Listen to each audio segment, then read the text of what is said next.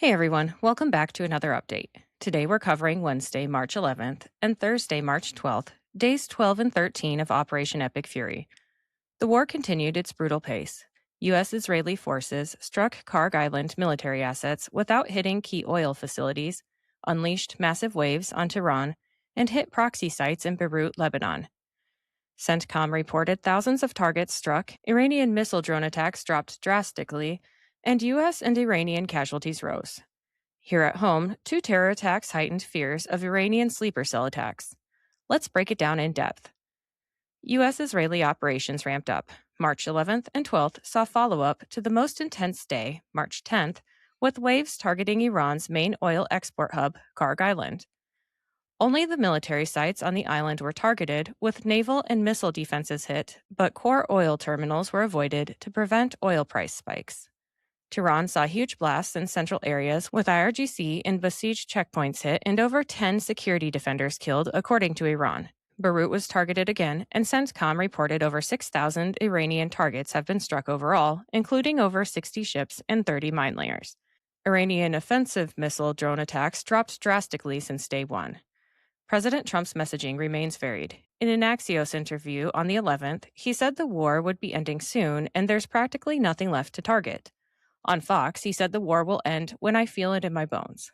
He told reporters progress is way ahead of schedule with Iran decimated and warned of escalation if Hormuz is blocked. White House Press Secretary Caroline Leavitt said the conflict will end when Trump deems objectives are met. Fewer attacks came from Iran, the lowest since the start being on March 11th, and the new Supreme Leader Moshabbeh Khomeini vowed defiance. IRGC threatened UAE and U.S. assets if strikes continue. Caroline Leavitt confirmed in a press conference that of the estimated 140 American service members wounded, 108 of them have already returned to service. During this time frame, confirmed U.S. deaths were still at 7, but we know now that there are more casualties, which I'll cover in the next episode. The Iranian toll is somewhere between 1,300 and 2,000 killed, with thousands wounded, and Iran accused the U.S. and Israel of targeting civilians, but of course Iran failed to admit that they're purposely operating military assets in or near civilian-heavy areas, which could be interpreted as using civilians for protection. Sadly, there were two terror attacks on U.S. soil on Thursday the 12th. The first was a deadly shooting that occurred at Old Dominion University in Norfolk, Virginia, around 10:49 a.m. in Constant Hall, an academic building housing business and other classes. The incident involved a gunman who entered a classroom during an Army ROTC session, shouted Allahu Akbar, and opened fire. The attacker killed one person and wounded two others before being subdued and killed by ROTC students in the room.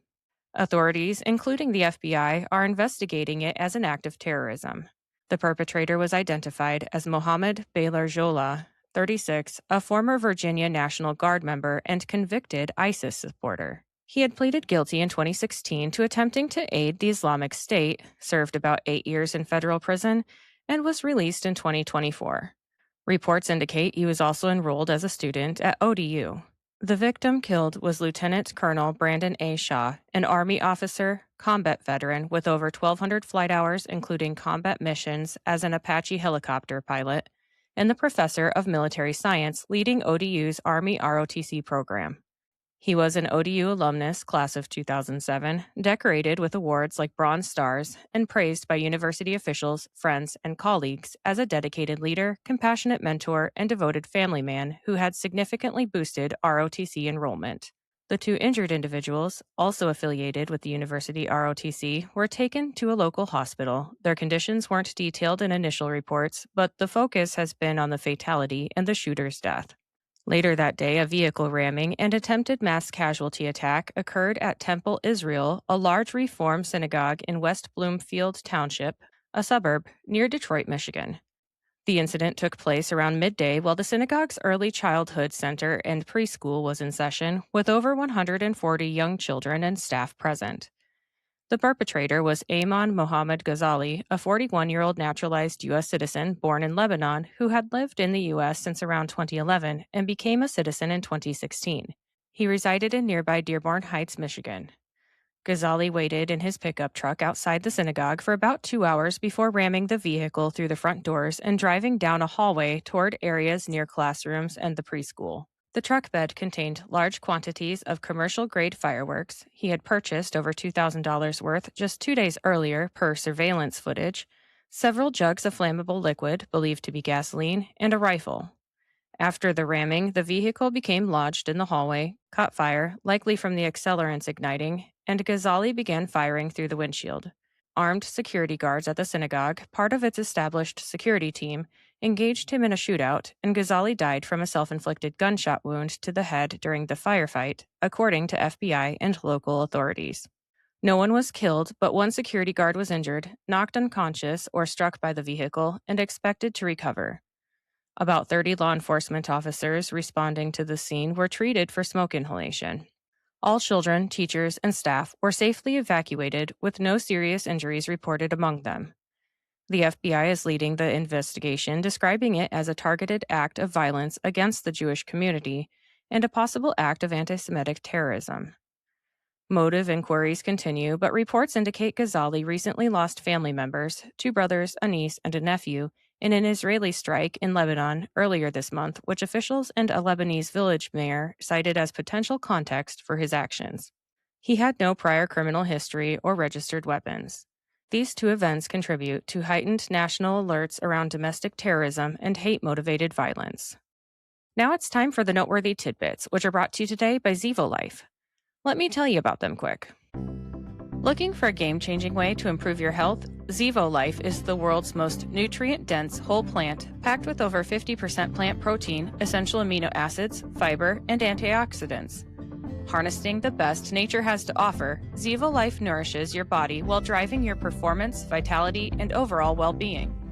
Each serving is a concentrated source of clean, well-balanced nutrition designed to support modern lifestyles, and just 1 teaspoon a day supports your gut, boosts energy, and promotes healthier skin and hair. It's no wonder that it's receiving rave 5-star reviews. Step into a healthier future with a 30% discount and a 30-day risk-free guarantee by visiting zivo.life and using my promo code.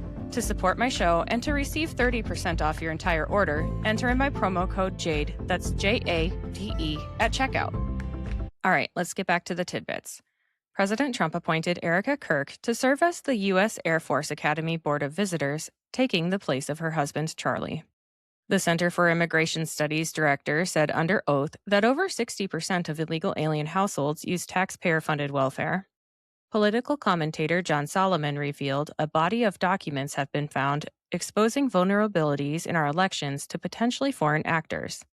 A coalition of House Republicans has formed to block all Senate legislation until the Save America Act gets passed, and Senate Majority Leader John Thune announced he will bring the act to a floor vote next week with no talking filibuster, meaning it needs 60 votes.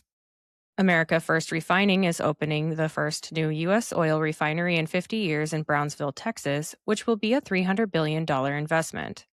President Trump traveled to Ohio to visit Thermo Fisher, a pharmaceutical manufacturing company that is investing $2 billion in U.S. manufacturing, and he also traveled to Kentucky for a visit focused on promoting his economic agenda. The U.S. Senate passed affordable housing legislation in an 89-10 vote, and it now must go to the House before President Trump.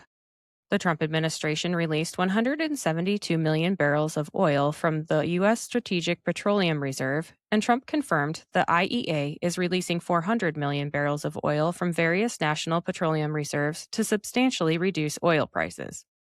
President Trump endorsed Brandon Herrera to replace the scandal-ridden GOP Representative Tony Gonzalez. Representative Tim Burchett filed legislation to abolish capital gains tax on property. President Trump appealed to the Supreme Court to terminate the temporary protected status for over 300,000 Haitian migrants. The Trump administration convinced Ecuador to cut off Cuba, and the FBI opened its first office in Ecuador, which will be used to go after cartels and drug trafficking. An aluminum plant in South Carolina announced that due to Trump's tariffs, the plant is back to 100% manufacturing capacity, increasing high-paying jobs for Americans. A judge upheld Missouri Republicans' new 2026 congressional map that adds a Republican U.S. House seat this November. Senate Democrats blocked the bill to reopen the Department of Homeland Security 51 to 46 as we face terror threats and chaotically long lines at airports. President Trump and First Lady Melania participated in a Women's History Month event, during which Trump praised Melania and Caroline Leavitt and signed the Women's History Month proclamation. The Transportation Department put 4 trucking companies out of service in connection with an illegal alien causing a deadly crash in Indiana. Lastly, the Trump administration sued California to strike down their policies aimed at phasing out gasoline cars by 2035. That's March 11th and 12th wrapped. Operation Epic Fury claims dominance. For its third week, will we see a turning point or will it grind on? Share your thoughts on Instagram or X at Shades of Jade Pod.